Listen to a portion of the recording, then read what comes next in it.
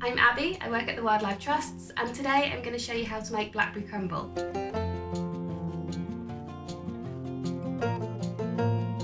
So first of all, we're going to need some blackberries. Grab yourself a trusty lunchbox to fill up, and let's go!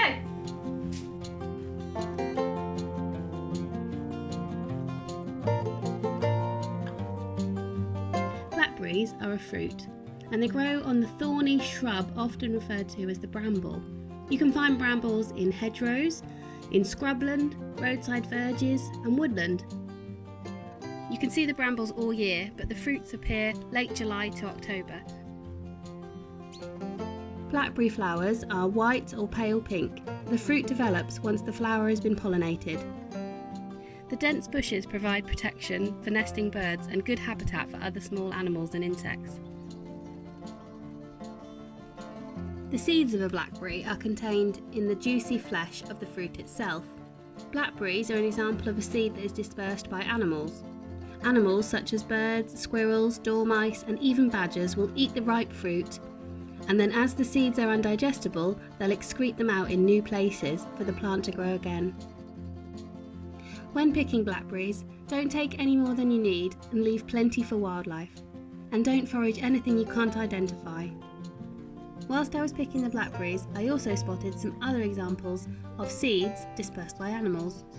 This is the elderberry from the elder tree, and these are hawthorn berries from the hawthorn tree. Before heading home, I also stopped to watch this beautiful sight.